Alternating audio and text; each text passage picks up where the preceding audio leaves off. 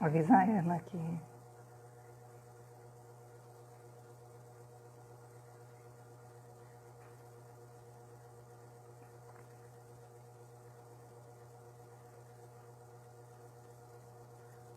Oi, Erna, tudo bom? Vamos aguardar alguns instantes, a gente já vai começar uma live, mais uma live do Enfermagem Conectada, promovida pelo Departamento de Enfermagem. Deixa eu só aceitar, a nossa convidada de hoje já está.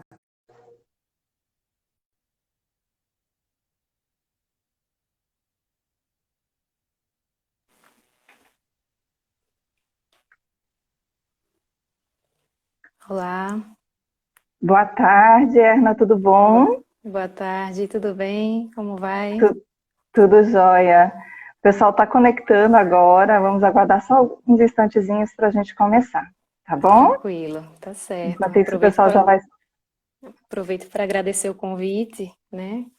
Um dia de feriado a gente conversar, né, sobre um assunto tão importante, né, como o CVV, o Verdade. serviço. Então, estou muito feliz pelo convite. Desde já lhe agradeço, André. Nós que agradecemos em nome do departamento. Para quem ainda não conhece, o Departamento de Enfermagem tem um projeto chamado Enfermagem Conectada, que é do profissional até a comunidade. E uma das metas desse projeto é estar divulgando e trabalhando temas de relevância a cada mês.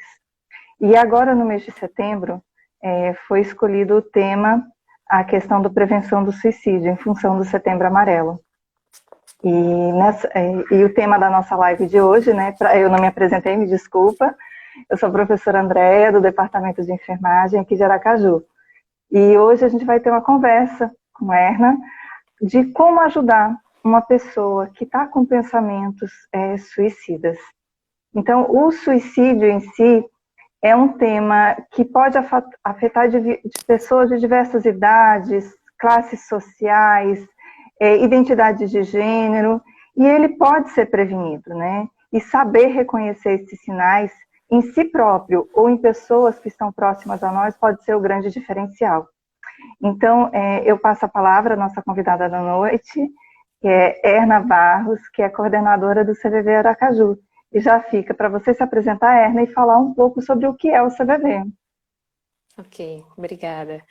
Bem, boa tarde, né, aqueles que estão chegando. Como a Andrea falou, sou Erna, sou voluntária e atualmente estou como coordenadora do CVV aqui em Aracaju. E para quem não conhece, eu acho que é sempre bom, né, falar um pouco sobre o que é o CVV, né? Essas três Verdade. letrinhas, né, que significam tantas coisas. É sempre bom a gente iniciar a nossa conversa a partir dessa identificação. Então, para quem está chegando, o que é o CVV? O CVV é o Centro de Valorização da Vida. É uma instituição, uma ONG que funciona há mais de 50 anos aqui no nosso país, mais precisamente há 58 anos, né? Ele surgiu em 1962, né, com jovens em São Paulo, que perceberam como era alarmante, né, e ainda é, né, os dados sobre suicídios no nosso país.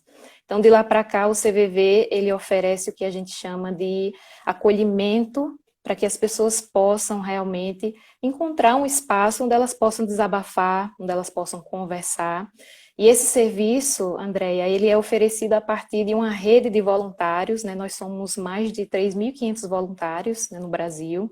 A gente funciona em rede, né? Você falou do posto Aracaju, nós temos vários postos, né, no país inteiro, várias cidades, onde nós funcionamos oferecendo esse acolhimento para que as pessoas possam serem ouvidas, falar, né, sobre aquilo que estão precisando desabafar. E o nosso serviço ele é considerado realmente um serviço muito seguro e principalmente muito eficaz no sentido de oferecer uma escuta amiga. Então, o CVV ele funciona principalmente através do número 188. É importante as pessoas lembrarem esse número, né? Principalmente agora que nós estamos entrando, né, no mês do Setembro Amarelo. Então, o número 188 é um número gratuito que funciona 24 horas por dia e as pessoas podem ligar para ele, falar com um dos nossos voluntários, desabafar, conversar e, quem sabe, né, encontrar saídas para os seus problemas. Então, você comentou um pouco sobre o Setembro Amarelo, né? Agora em setembro, no dia 10 de setembro, nós comemoramos não, né? É o Dia Mundial de Prevenção ao Suicídio. Então, é uma data que nos alerta que nós precisamos agir para poder prevenir. E aqui no nosso país, o CVV, em parceria com a Associação Brasileira de Psiquiatria e também o Conselho Federal de Medicina, em 2014, criaram o Setembro Amarelo.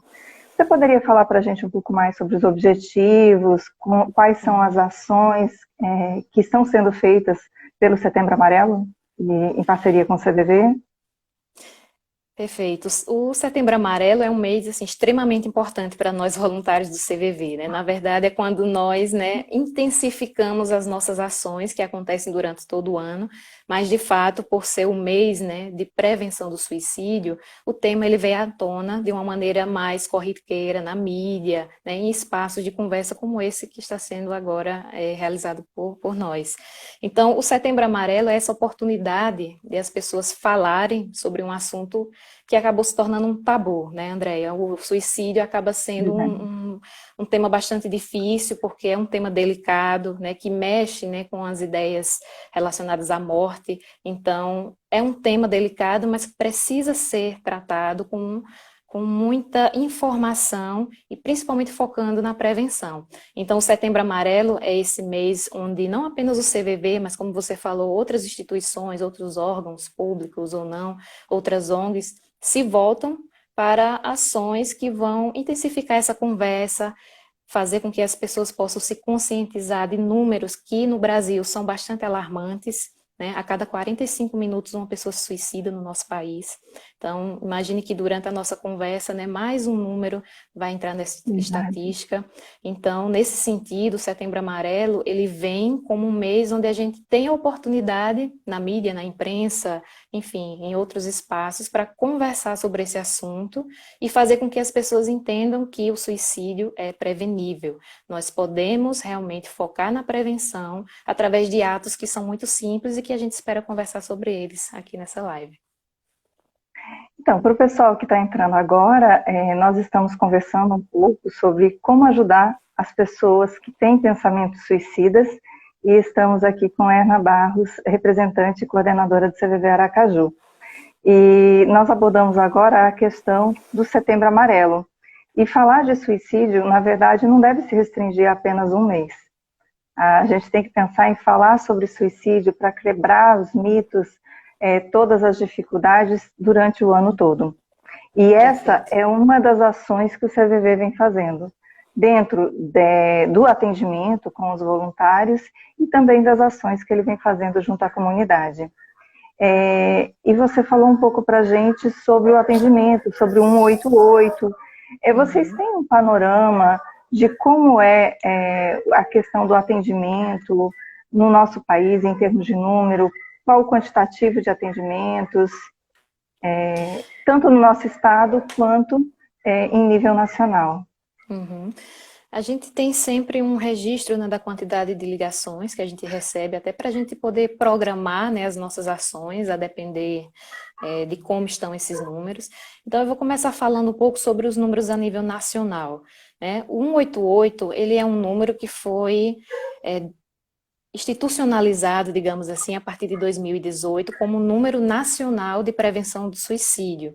Antes de 2018, o CVV trabalhava com números locais, cada posto tinha um número diferente de atendimento, então eram números fixos, era um número 0800, e a partir de 2018 nós conseguimos, né, transformar esse número em uma rede integrada. Então, qualquer pessoa que ligue para o 188 hoje, ela vai ser atendida por um voluntário que pode estar em qualquer estado, né, do nosso país que esteja naquele momento de plantão. Isso facilitou também para que a gente pudesse melhor entender as estatísticas, né, desses atendimentos. Então, em 2018, quando o 188 foi disponibilizado de forma nacional, nós tivemos 1 milhão de atendimentos no nosso país em um ano. E em 2019 esse número dobrou. Então, foram 2 milhões de atendimentos. Então, assim, a gente percebe que a demanda, né, e a procura das pessoas para conversar simplesmente, ela é muito grande. E os nossos voluntários, né, eles têm que dar conta, né, nos plantões de realmente atender essas pessoas e a gente precisa entender a importância desse serviço, né? Como é importante a gente conversar com quem está angustiado, né, com quem está precisando desabafar. Então, aqui em Sergipe, a gente tem uma média que vai oscilando a depender do mês, mas em média 500 ligações por mês aqui no estado de Sergipe, o que dá mais ou menos, fazendo uma média estatística, umas 16 ligações, né, 16 atendimentos por plantão. Nós voluntários damos plantões de 4 horas, né, por semana, então eu preciso disponibilizar 4 horas do meu dia durante, enfim, aquela semana, naquele dia, naquele horário, eu preciso estar à disposição do telefone durante 4 horas. E, em média, a gente recebe nessas 4 horas 16 a 20 ligações, mais ou menos, a depender. Isso é muito flexível também, André, porque depende muito do assunto que nos chega, né? A ligação, ela não tem tempo de limite, então a gente pode passar 10 minutos conversando com alguém, mas a gente pode passar 1 hora conversando. Verdade. Então, se a gente tiver 2 ligações de 1 hora, né, já foi metade do plantão, a gente atendeu 2 pessoas. Então, é realmente uma média, né? Mas é importante a gente dizer para as pessoas que elas podem ligar e elas não têm tempo, né, para desabafar. Eu acho que quando a gente coloca isso muito transparente, as pessoas se sentem mais à vontade. Então, eu posso ligar, vou conversar sobre aquilo que está me angustiando, mas essa conversa ela não tem tempo de duração. Os voluntários do CVV, eles estão totalmente à disposição para realmente efetivar esse serviço, oferecer esse acolhimento emocional e fazer com que as pessoas possam se sentir melhor, né, depois da ligação do que quando iniciaram a conversa. Verdade. E isso é muito importante. Às vezes as pessoas ficam até com receio de ligar, com medo de serem identificadas. Então, como o serviço é um serviço que ele é nacional, a pessoa que faz contato com o CVV, ela pode falar sobre os assuntos que lhe angustiam, sem ter o receio de ser identificada também, porque tudo que ela conversa com o voluntário é como se fosse sigiloso, não tem como isso extrapolar além da ligação. Então, quem tiver com assuntos que estejam lhe deixando angustiados, pode estar ligando para o CVV. E, na verdade, esse público, qual é o perfil do público, como que ocorre o acolhimento do voluntário, qualquer pessoa, ela pode estar ligando para vocês, Ana? Pode, qualquer pessoa pode ligar. Antes de eu falar do perfil dessa pessoa, eu acho que você tocou num ponto assim que é extremamente importante, que é o sigilo das ligações. Eu acho que vale a pena a gente focar nisso. O CVV, ele tem o sigilo como a base do seu trabalho, né? Nesses 58 anos de funcionamento, o sigilo tem sido realmente a base de todos os nossos atendimentos. Isso significa dizer que quando as pessoas ligam, elas podem ter a certeza e a segurança de que tudo aquilo que for conversado vai ficar entre o voluntário e a pessoa que liga. Não existe BINA de identificação da chamada, não existe gravação da ligação, não existe o ato, né, de o voluntário conversar, né, sobre aquilo que foi dito durante a ligação, né, publicizar isso. Então, a ligação ela é totalmente sigilosa.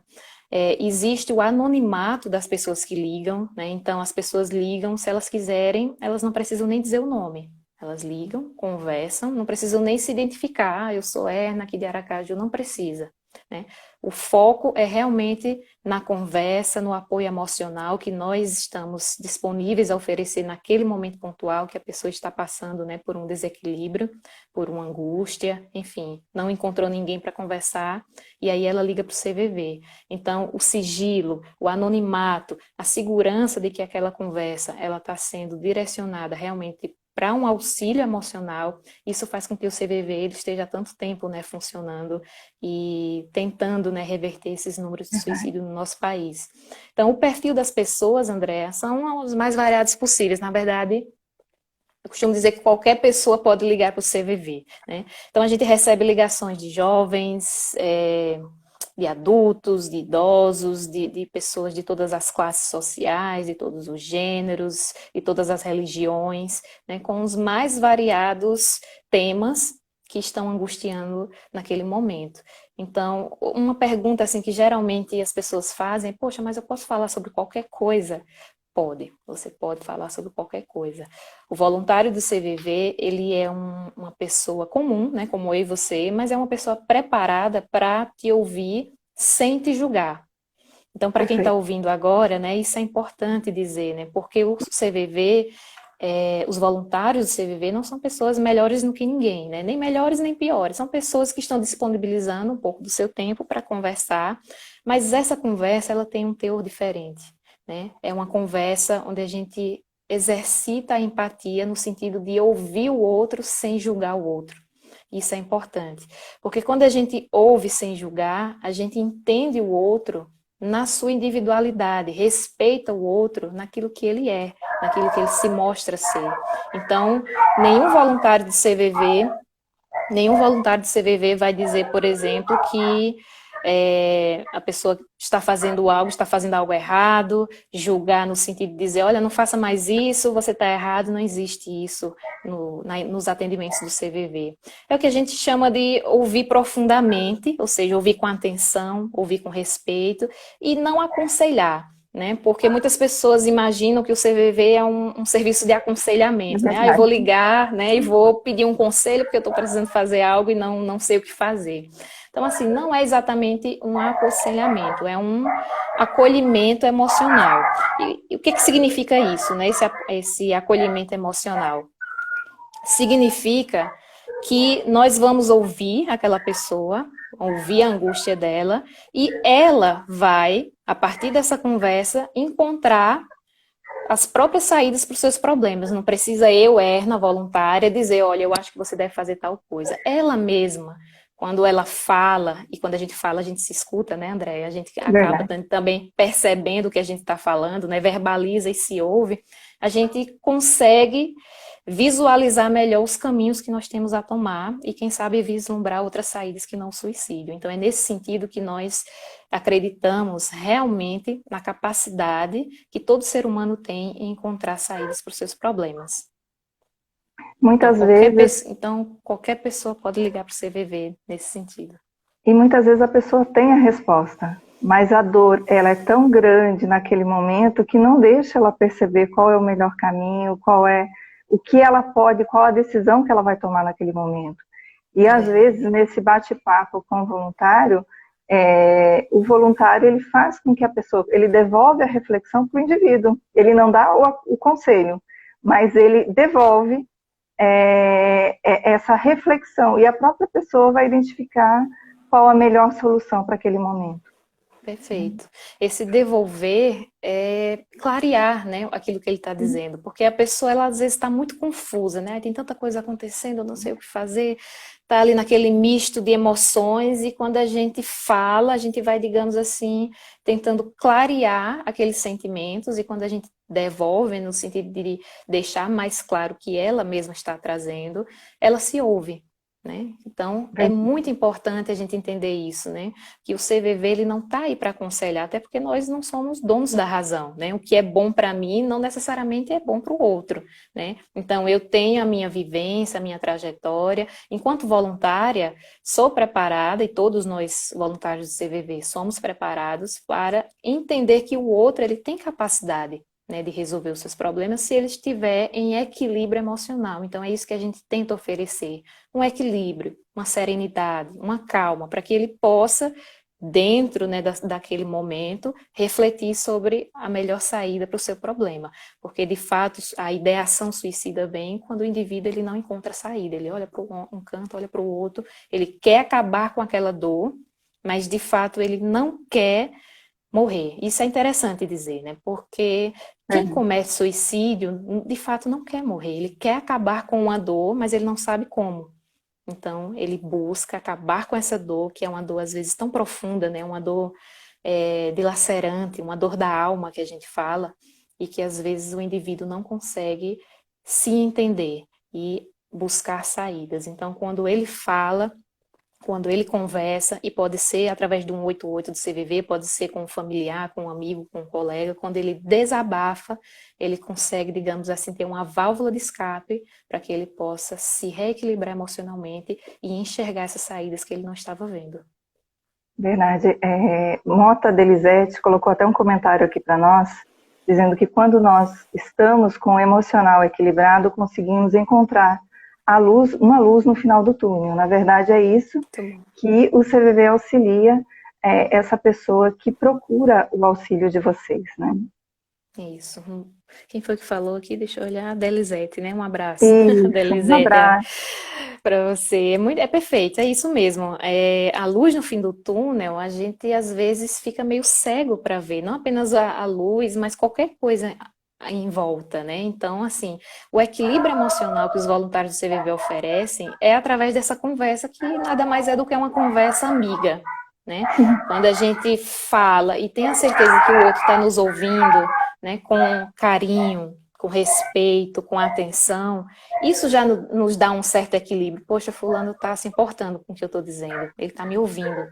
Então, sentir-se sozinho no momento de desespero é realmente algo que pode ser um fator de risco, né? Porque nós precisamos saber que não estamos sozinhos, que tem pessoas que estão ali. A gente pode até não saber qual é a saída naquele momento, mas a gente está junto, né? Então, é Verdade. sempre importante dizer, olha, você não está sozinho, né? Tem pessoas que se importam, e se você precisar conversar com uma dessas pessoas, ligue para o 188. E Leila colocou com relação à dor, Leila Luiza, que essa dor muitas vezes ela é tão intensa que não cede nem com medicação. Então é justamente por conta de não conseguir, com auxílio, às vezes com auxílio médico, com o apoio da família, a dor não cessa. E a pessoa acaba se tornando um triste número nas estatísticas. Então, dados da Organização Mundial de Saúde, eles revelam que aproximadamente 800 mil pessoas cometem suicídio por ano no mundo. Dessas, em torno de 12 mil apenas aqui no Brasil. E como você colocou, né, a questão de 45 minutos aqui no Brasil, mas se a gente pensar em mundo, a cada 40 segundos nós temos uma pessoa que não suportou essa dor e que acabou por cometer o suicídio. E se a gente fala em termos de estatística, que são dados ruins, países em desenvolvimento são os que acometem em torno de 75%.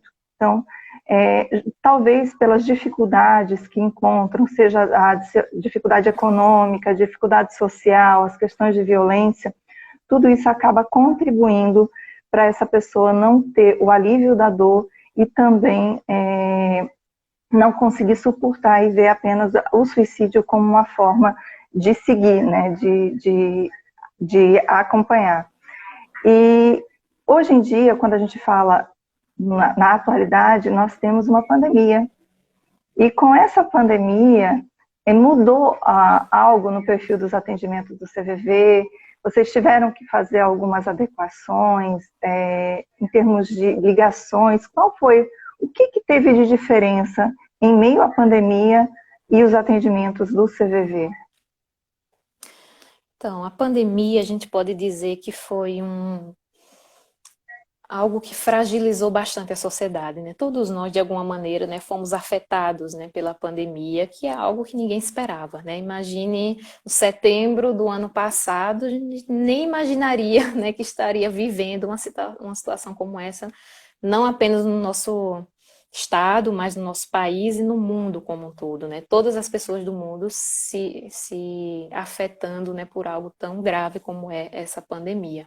Então, de fato, mexeu com todos nós, inclusive com os voluntários, mas o CVV, ele é um processo contínuo de aperfeiçoamento. Então, assim, internamente, nós já temos cursos, né, que a gente chama de renovação contínua, né, onde nós preparamos, capacitamos e conversamos com os voluntários continuamente.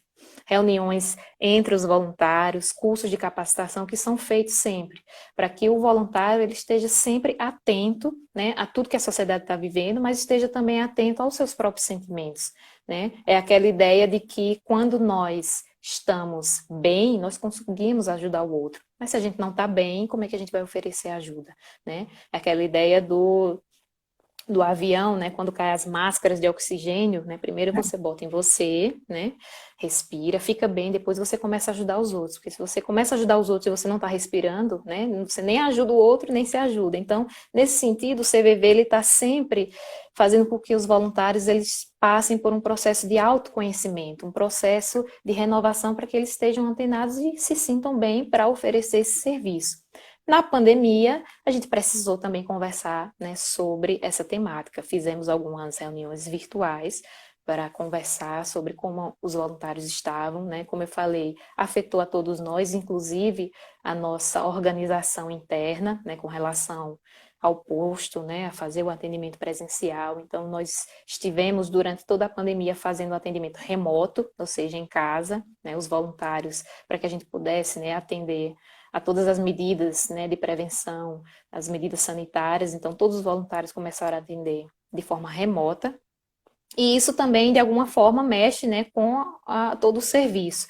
Então, eu posso dizer que a pandemia, né, nos meses que ela foi mais intensa aqui no nosso país, né, março, abril, maio, aqueles 3 primeiros meses, né, que foram realmente bastante intensos, essa era uma temática que surgia bastante realmente nos nossos atendimentos. As pessoas falavam muito, não apenas da pandemia, mas de todos os desdobramentos, né, que adivinham com a pandemia.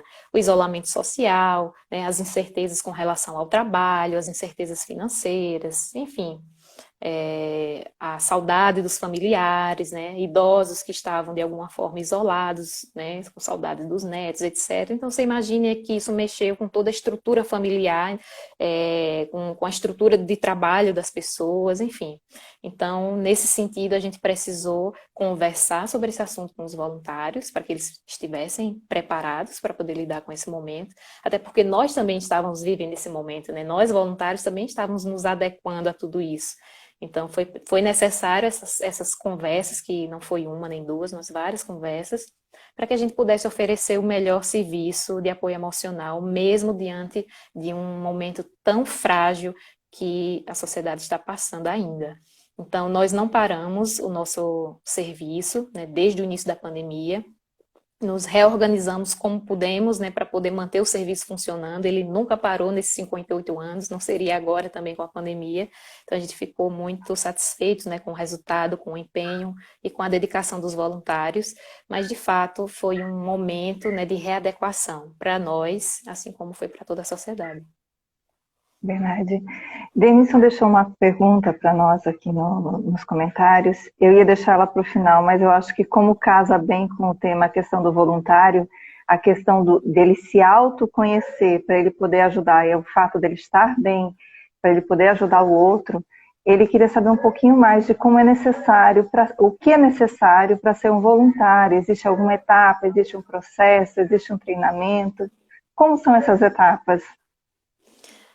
Agradeço ao Denison pela pergunta, porque é muito importante que a gente possa falar sobre essa preparação dos voluntários, né?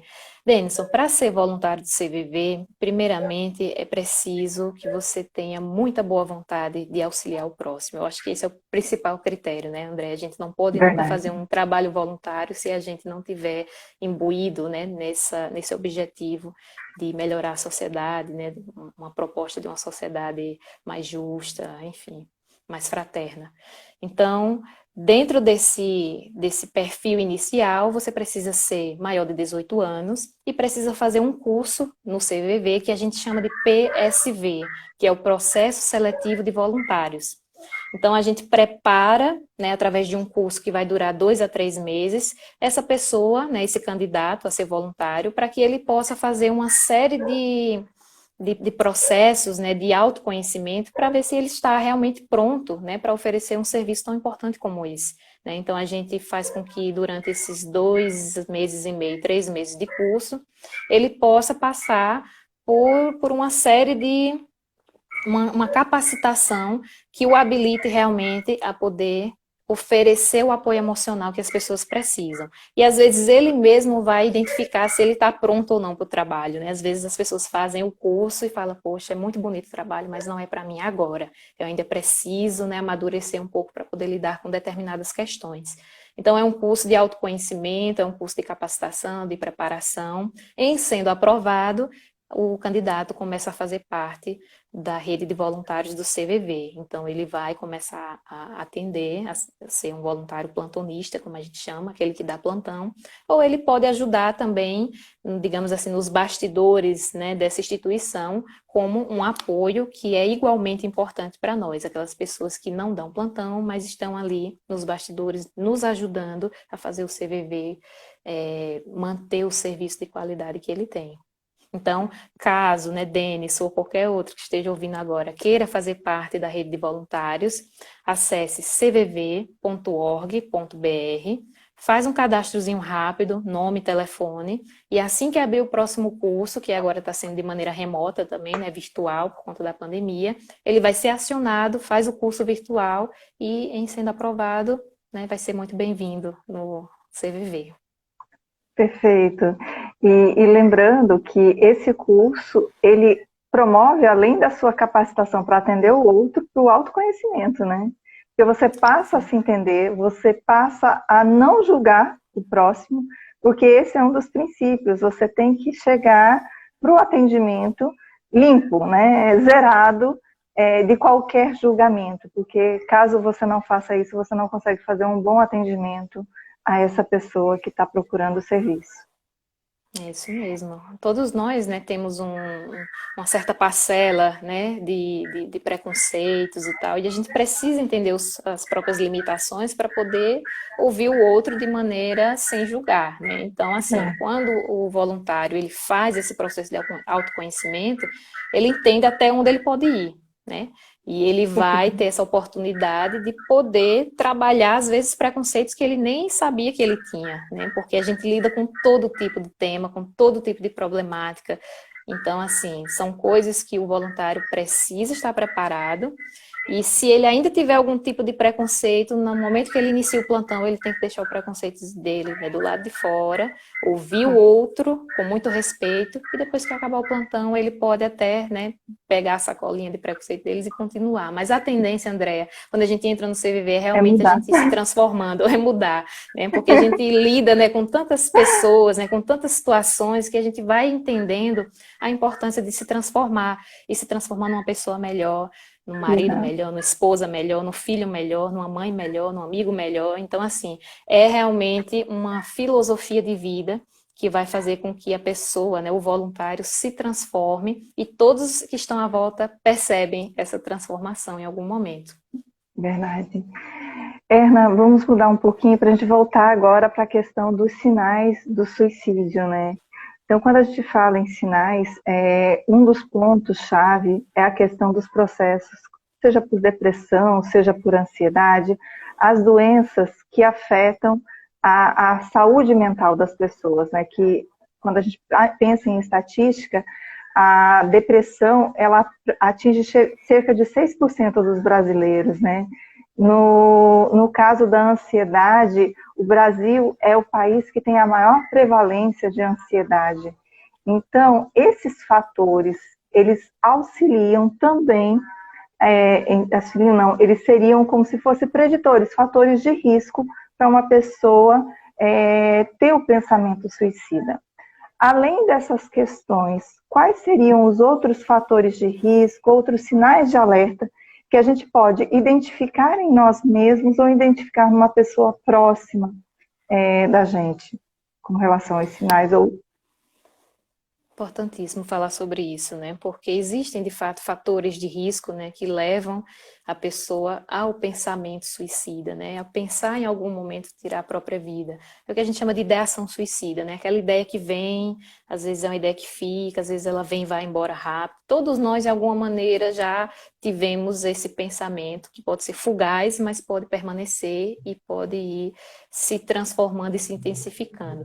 Então, a depressão é um grande fator de risco, né? A gente sabe que a depressão é algo que mexe muito com o indivíduo, né? E tem os seus níveis, né? Pode ser algo muito rápido, mas pode ser algo que perdure, né? Por semanas, por meses. Então, a depressão é um fator de risco, a drogadição também é um fator de risco, né? De alguma forma, a ansiedade, né? São fatores que podem intensificar a ideação suicida de alguém. Então, eu acho que é importante a gente falar também que a solidão, né, as pessoas não falam muito disso, mas a solidão é algo que realmente mexe, né, com os pensamentos de alguém. Então, você se sentir sozinho no mundo é algo que também te leva, de alguma forma, a ter esses pensamentos. Então, assim, algumas pessoas, elas podem dar sinais de que estão passando por esse processo de ideação suicida, que estão tendo pensamentos, né, de tirar a própria vida. Alguns sinais que podem ser sinais bem simples do dia a dia, que às vezes a gente não dá nem tanta importância. Então, frases soltas e até enigmáticas, né? Frases como, o mundo seria melhor sem mim. Né? Ou uma frase solta como, por exemplo, eu tô com vontade de viajar e nunca mais voltar. Então são coisas, né, que a pessoa vai dizendo e às vezes você está ali do lado, ouve, não dá tanta importância. E pode ser um pedido de socorro, pode ser que a pessoa esteja, né, verbalizando aquilo que ela esteja sentindo, aquela dor que ela ainda não conseguiu resolver. Mudanças de comportamento, é interessante que a gente fique muito atento. Então, uma pessoa que ela é muito alegre, aquele colega de trabalho que chega, fala com todo mundo, aí ele chega um dia mais cabisbaixo, mais triste, não fala com ninguém, e aquela tristeza ela perdura por uma semana, por 2 semanas, aí alguma coisa está acontecendo. É interessante a gente levantar aquele alerta, né, amarelo, opa, né, aquele alerta de dizer, o fulano não é assim, por que fulano está agindo assim? Por que fulano está tão triste? Né? Chegar, perguntar, né, dizer aquelas 3 palavrazinhas, né, que às vezes podem ser mágicas, né, como vai você? Como é que você está? Né? Você quer falar? Eu estou aqui, se você quiser conversar. E às vezes a pessoa realmente se sente à vontade para desabafar, porque vê que você está se importando e percebendo que ela não está bem. Então, esses pequenos sinais, mudanças de comportamento, às vezes são pedidos de socorro que a gente precisa estar atento. Mas é fundamental a gente dizer que existem pessoas também que não dão sinais, ou pelo menos não de maneira tão clara e tão transparente. Né? Às vezes a pessoa se fecha, né, num mundo tão dela que ela continua tocando a vida como se nada tivesse acontecido, ou como se nada estivesse acontecendo. Ela vai para o trabalho, faz o serviço dela tranquilamente, em casa, e ninguém percebe, e de repente um dia, né, o ato acontece. Então isso é importante dizer, Andréia, para que as pessoas elas tenham o entendimento de que a gente tem que ter atenção não apenas para a prevenção do suicídio, mas também trabalhar com a pós-venção, né? Que são aquelas pessoas que ficam, né? Os familiares enlutados, que não podem serem culpabilizados por não terem visto teoricamente os sinais, né? Então, às vezes as pessoas não dão sinais mesmo, às vezes, de fato, são escolhas muito individuais, mas se nós, enquanto sociedade, nós estivermos atentos, né, aquelas que dão sinais, a gente já está fazendo algo fundamental na prevenção do suicídio. Chegar junto, conversar, fazer a pessoa sentir que você está realmente interessada, né? Não é aquela conversa que eu digo, pode falar, vá falando que eu estou aqui vendo alguma coisa no celular, sabe? Pega o celular e começa a ver, sei lá, alguma coisa, e pode falar que eu estou ouvindo, e não olha nem no olho da pessoa. Então, assim, essa conversa ela precisa ser muito atenta ao sentimento do outro. É olhar no olho. Não é apenas dizer, tá tudo bem com você? Tá, beleza, e ir embora, sabe? Como é que você está? Percebi que você não está bem, você quer conversar? Eu estou aqui. E deixar a pessoa se sentindo segura de que aquela conversa, ela pode gerar resultados positivos, que você está se importando e não apenas, né, está falando da boca para fora. Então, se todos nós pudermos, né, enquanto sociedade, fazer, né, um pouco a cada dia, prestar atenção no colega de trabalho, prestar atenção naquele familiar que às vezes deu uma sumida na pandemia, né, não apareceu mais, não apenas por conta do isolamento social, mas se isolou totalmente das redes sociais, nunca mais postou nada, não apareceu nas reuniões virtuais de família, né, que a gente sempre faz, né, uma chamada de vídeo com a família, né, mas tem aquele familiar que nunca mais apareceu. Será que ele está bem? O que custa eu pegar o telefone, dar uma ligada, mandar uma mensagem? Fulano, como é que você tá? Tá lidando bem com tudo isso? Então, essas pequenas coisas fazem com que a gente possa, juntos, buscar realmente mudar esses dados de suicídio no nosso país. E você tocou em pontos assim que são muito importantes. E além desses, cabe a nós também analisar questões de violência, porque às vezes crianças, adolescentes sofrem abusos dentro de casa, pessoas em meio à pandemia perdem o emprego, perdem entes queridos, e isso também podem ser como se fosse um estopim. Ela já não está bem, ela já está sensibilizada, e frente a essas situações ela acaba se tornando mais vulnerável ainda, né? Isso. Esse estopim, e ele pode ser qualquer coisa, né, André? Assim, não precisa ser algo muito grande, assim, para a pessoa realmente, opa, né? Acender a luz amarela. Então, assim, tem um exemplo que a gente dá nos nossos cursos, né, para os candidatos do CVV, que é o exemplo do copo. E eu acho importante eu colocar rapidamente, se você me permitir. Se a gente imagina um copo, né, onde tem uma goteira pingando ali, a cada minuto uma gotinha, aquele copo vai enchendo, vai enchendo, vai enchendo, chega uma hora que ele está ali quase transbordando. E aí, o que que falta, né, para aquela água do copo transbordar de vez? Será que precisa de um terremoto? Será que precisa alguém derrubar? Não, só precisa de mais uma gotinha. Aquela última gota, ela faz com que a água transborde. E assim são os nossos sentimentos, né? Nós somos também esse copo que vamos juntando gotinhas de emoções todos os dias, né? Às vezes uma raiva, um desentendimento com alguém, né? Uma forte emoção que a gente fica guardando, enchendo o nosso copo, enchendo, enchendo, enchendo, e às vezes acontece uma coisa pequena, né? Esse estopim, né? Uma situação que você não esperava e aí o copo transborda. E aí você não aguenta. Por quê? Porque você já estava ali no limite, né? Situações as mais variadas fazem com que a gente vá guardando esses sentimentos e o que nós tentamos fazer a sociedade entender é que nós precisamos esvaziar esse copo, nós precisamos de uma válvula de escape. Então, quando a gente fala, quando a gente desabafa, a gente está esvaziando, né, esse nosso copo de emoções, de sensações, de frustrações, de anseios, enfim, de tanto sentimento que a gente vivencia, porque é a vida, né, o cotidiano, né? Todos nós sentimos tristeza, ansiedade, uns mais, outros menos, mas todos nós temos, né, essa capacidade de esvaziar, e quando a gente conversa, a gente inicia esse processo. Então, conversar, falar, desabafar é extremamente importante. Leila Teixeira, que é lá do Paraná, viu? Olha como nossa live está chegando longe. Ela está falando para nós o seguinte: a menopausa causa sintomas parecidos. E como dizem, a crise da idade e não aceitar as mudanças leva a pensamentos suicidas. Essa faixa etária tem que ser muito cuidada nas famílias, né? Então a gente vê as alterações hormonais que ocorrem no climatério, na menopausa, que podem também estar influenciando nesses pensamentos. Uhum. Isso, é um dos estágios, né, da vida que também faz com que a mulher ela passe por transformações. A adolescência é outro estágio também muito intenso de Verdade. transformações, né? Então, assim, a gente recebe muitos atendimentos, muitas ligações de adolescentes, de jovens que precisam conversar, às vezes estão dentro de casa, né, com várias pessoas, pai, mãe, irmão, sobrinho, mas se sentem sozinhos porque não conseguem estabelecer, né, um vínculo de confiança com ninguém para falar sobre as mudanças inerentes à própria fase, né, da adolescência. Então, a menopausa é uma fase, a adolescência é outra, enfim, pessoas que estão passando por problemas de depressão, são situações que podem agravar, mas quando a gente se coloca à disposição para falar com alguém sobre aquilo que a gente está vivenciando, aquele fardo, né, vou chamar assim, mas aquele copo ele se esvazia de uma maneira mais fácil e a gente consegue reverter, né? Todos nós temos a capacidade de nos atualizar, né, de nos melhorarmos. Então, é algo que a gente segue, é algo que a gente entende como algo que funciona e tem funcionado, né, durante esses 58 anos no Verdade. CVV, no sentido de que a gente oferece o ouvido amigo que a pessoa, naquele momento, ela não está conseguindo encontrar. Perfeito. Tem uma pergunta, daqui um pouquinho eu vou fazer para você, que está aqui para a gente também, Tá bom.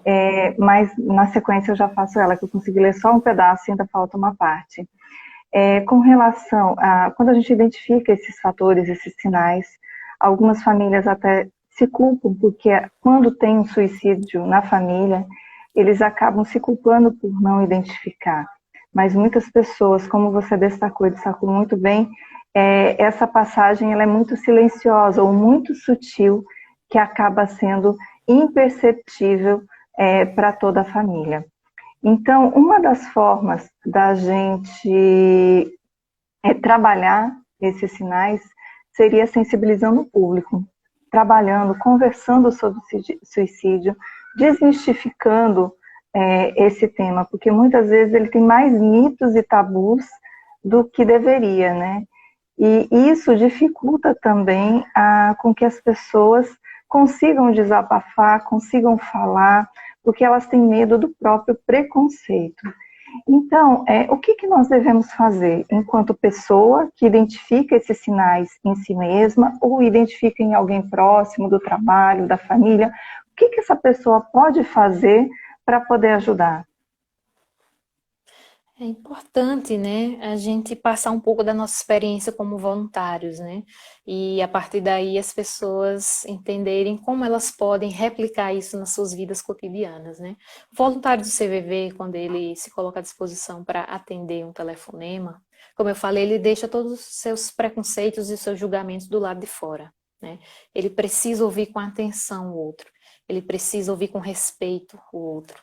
Ele precisa ouvir e respeitar as decisões do outro e não se colocar como dono da verdade que vai saber o que é melhor para o outro, até porque a gente nem conhece o outro, não sabe nem o nome, né, da outra pessoa. Então a gente precisa ter esse respeito àquela história, mas sem nos colocarmos como sabedores da verdade e que vamos dizer o que é melhor, né? Isso transportado para os indivíduos, né, as pessoas em sociedade, isso também funciona muito bem. A gente tem tendência, André, enquanto indivíduos no mundo, a sempre querer resolver o problema do outro. Então, quando alguém está conversando sobre um determinado problema com a gente tem essa tendência de começar a nossa conversa assim. Eu acho que você deveria fazer tal coisa. Tipo, a gente já dá a solução. Eu acho que você deveria, sei lá, terminar com seu namorado. Eu acho que você deveria vender sua casa. Eu acho que você deveria tal coisa. A gente tem essa tendência a querer resolver o problema do outro, sem de fato entender o que é realmente melhor para o outro. Aquilo pode ser a minha percepção, mas não necessariamente é a percepção do outro. Então, entender que quando ele fala, ele está se ouvindo, ele está se entendendo, está se percebendo, isso faz com que a gente possa direcionar essa conversa para dizer, olha, você é capaz de resolver os seus próprios problemas. Eu estou aqui do seu lado, estamos juntos, né? Aquela hashtag estamos juntos, pronto, serve nesse momento. Estamos juntos, você não está sozinho. E a gente precisa, né, ouvir. No CVV a gente fala ouvir profundamente, que nada mais é do que ouvir com atenção.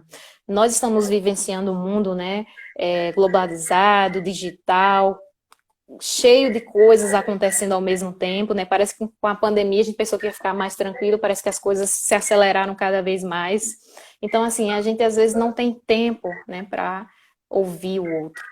Então, dentro de casa, né, é sempre bom a gente estar, né, junto com as pessoas que a gente conhece e perguntar como é que foi o seu dia, né, como é que você está, né, aconteceu alguma coisa, quer conversar, se a gente percebe uma mudança de comportamento. Isso no trabalho, isso enquanto professor em sala de aula, né? Às vezes nós, como professores, às vezes percebemos, né, a mudança do comportamento dos nossos alunos. Acaba a aula, não custa nada, né? Fulano, você está bem? Né? Então, assim, em todos os espaços da sociedade, até mesmo num ponto de ônibus, se a gente está do lado de alguém que está ali meio, né? Às vezes começa uma conversa meio aleatória, né? Acho que vai chover. E a pessoa só está na ânsia de conversar com alguém, porque ela não encontra ninguém dentro de casa que possa ouvir com atenção. Então, para você ter uma ideia, André, às vezes as pessoas ligam simplesmente para falarem, para serem ouvidas, e às vezes nós, voluntários, não dizemos uma palavra. Às vezes a gente só fica ouvindo, acompanhando a pessoa, né, oferecendo todo o apoio, e depois ela dá aquele suspiro, nossa, eu estou me sentindo tão bem, muito obrigada por ter me ouvido, só estava precisando disso, e desliga. E às vezes você fala, poxa, mas eu não disse nada, eu só fiquei ouvindo a pessoa, e ela precisava falar, né? Às vezes está numa casa cheia de gente e não consegue ninguém que pare na correria do dia a dia para ouvir. Então, se tem algo, né, que nessa filosofia de vida a gente pode compartilhar com a sociedade, é essa atenção e esse respeito ao outro na sua integralidade, na sua identidade, para que a gente possa, né, construir uma sociedade mais fraterna. Isso é muito importante. Importante estar atento aos sinais, como eu falei, mas principalmente não esperar que os sinais apareçam, mas a gente criar, né, uma rede de vínculos, de amizade, de fraternidade com todos que estão à nossa volta e com certeza a gente consegue, né, buscar um mundo melhor nesse sentido. Até Denison colocou aqui pra gente, né, que precisamos ter responsabilidade afetiva, relacionamento pautado no amor ao próximo, compreensão sem julgamento. E Leila, na sequência, colocou que precisamos nos tornar uma sociedade solidária e com compaixão ao próximo. Então, muitas vezes, a gente deixa de ver o próximo. É um aluno que chega com manga comprida todos os dias, que a gente não sabe o que está acontecendo, às vezes com roupas de frio, numa temperatura que é aqui no Nordeste, que é sempre muito calor, e o professor não desconfia. O que está acontecendo com esse jovem? Porque, às vezes, ele desconta no corpo se automutilando como uma forma de aliviar essa dor, uma forma de não seria se sensibilizar, seria de alívio mesmo, que ele não tem com quem conversar. E se ele tivesse, às vezes, esse apoio, esse suporte, ele não chegaria a esse ponto, né? Ele estaria em uma outra situação. Nós temos... Pode falar. Desculpa, é só para complementar, né, para os jovens, o CVV também oferece um serviço de chat, né? Às vezes o jovem, né, ele tem mais dificuldade em falar, né, sobre os seus sentimentos, começar uma conversa verbalizada. Então o CVV disponibiliza um serviço de chat, onde ele pode entrar, né, pelo cvv.org.br, acessar um chat, um bate-papo e conversar, né, digitalmente ali com outro voluntário e estabelecer essa conversa que às vezes para o jovem é mais fácil, né? Ele já está ali, né, dentro de um espaço virtual, né, de redes sociais, para ele aquela comunicação é mais fácil. Então, se você está ouvindo, né, quer conversar, tem também essa via, esse canal de acesso ao CVV, a partir do cvv.org.br. Então, é sempre importante que as pessoas possam divulgar esses canais, o 188 é o principal, mas existem outros, para que a gente possa fortalecer essa rede, principalmente agora, né, no Setembro Amarelo, onde o tema ele se intensifica mais. Verdade. Nós temos aqui uma pergunta que foi enviada, não sei se você consegue visualizar, que é para você. Gostaria de saber como devemos agir, especialmente nessa fase da pandemia, em que as pessoas estão há quase 6 meses em distanciamento social, desenvolvendo depressão, ansiedade, e eu não consigo visualizar o restante, que ela corta, mas dá para entender o contexto. Certo. Nessa pandemia, a sociedade ficou bastante fragilizada, algumas pessoas continuam bastante fragilizadas, né, com tudo que está vivenciando, apesar de que a pandemia no nosso país está durando muito mais do que a gente esperava, né, são 6 meses, né, de uma pandemia, onde outros países em 2, 3 meses já conseguiram se resolver, mas assim, como é o nome da pessoa que fez a pergunta? Leila Luiza. Leila, é como bem você falou, estamos vivenciando um isolamento social, mas ele não precisa ser um isolamento emocional, né? Nós temos muitas redes de comunicação, redes sociais, telefone, internet, onde a gente pode estabelecer vínculos emocionais com as pessoas, mesmo estando distantes delas, fisicamente. Então, é um distanciamento físico, mas ele não precisa ser um distanciamento emocional. Então, a gente pode ligar para as pessoas, mandar mensagens, fazer uma chamada de vídeo, estabelecer essa rotina, né, de conversa com pessoas que estão isoladas, né?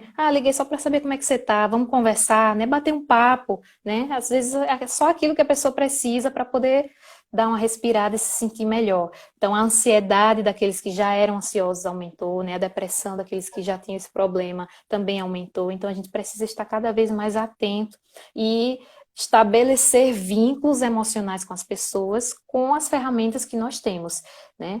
Internet, telefone. Eu fico pensando, André, imagina essa pandemia, sei lá, na década de 70, né? Onde as pessoas, né, nem tinham como se comunicar como agora. Talvez telefone, Verdade. ou outro, né? Que era uma coisa de luxo, o telefone naquela época.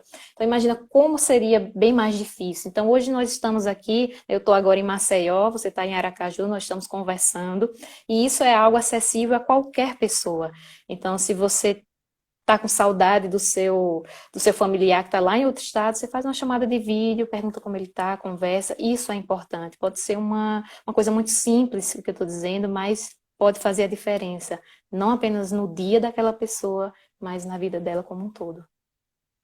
Seria o estar presente, né? A gente tem que estar mais presente junto aos familiares, junto aos amigos, para poder estreitar um pouco esses laços. Nosso tempo está quase encerrando, aí só para a gente finalizar, agora que a gente entendeu o que pode ser feito, o que a gente não deve fazer quando você identifica uma pessoa com o pensamento suicida. Um deles é o julgamento, que a gente já bateu bastante nessa tecla, mas existem outras estratégias que a gente deve evitar também? O julgamento realmente é algo que destrói a pessoa, né? Você julgar a partir dos seus próprios conceitos, da sua própria vivência. Então, não julgar, não dizer que aquilo que a pessoa está sentindo é besteira, não dizer que vai passar e virar as costas e ir para lá, né? Às vezes, não é nem o vai passar que resolve, é o tô passando aí, né? Tô indo aí, vou conversar com você, né? Isso faz mais Verdade. diferença, né, do que, vai passar, fica tudo bem. Às vezes a gente quer, às vezes, se livrar, né, da pessoa nesse vai passar e vai fazer outra coisa. Então, evitar nessas frases prontas, mas realmente estabelecer um vínculo de confiança com aquela pessoa. Olha, você pode contar comigo. Se você tiver, né, desse jeito, eu tô aqui, eu paro tudo, converso com você. Então, assim, não julgar, não dizer que é besteira, não dizer que vai passar simplesmente para se livrar da pessoa, não mudar de assunto se a pessoa está querendo falar sobre uma determinada coisa, que pode ser até mesmo suicídio. A gente não pode ter medo da palavra suicídio. A gente tem que tocar nessa ferida. A gente não pode dizer, esqueça isso, esqueça, vamos pensar em outra coisa, né? Vamos assistir um filme. Não é por aí. Se a pessoa está, né, com aquela dor, você tem que conversar sobre aquilo. Então, você está pensando em tirar a sua vida? Por quê? O que está te levando a isso? O que está acontecendo? E você, dentro das suas limitações, tentar estabelecer uma conversa fraterna, onde você possa não entrar num complexo de super-homem que você vai salvar a vida do outro, mas que você vai estar ali à disposição dele se ele quiser conversar com você. Então, se todos nós tivermos, né, essa atenção, né, que José Ilse está falando, dar atenção, perfeito, é isso. Se você puder dar atenção ao outro, né, na sua máxima integralidade, no sentido de eu vou parar tudo e vou te ouvir, isso faz muita diferença, né? Então, evitar esses comportamentos mais fugidios, onde a gente não quer, né, mexer no problema, mexer na ferida. Às vezes é importante conversar, sim, sobre temas tabus, mas mais importante ainda é dar atenção, ouvir, estabelecer uma relação de confiança, onde você possa de fato, ser aquele amigo, né, que aquela pessoa está precisando naquele momento. É isso que nós fazemos no CVV e é isso que a gente espera que a sociedade faça como um todo.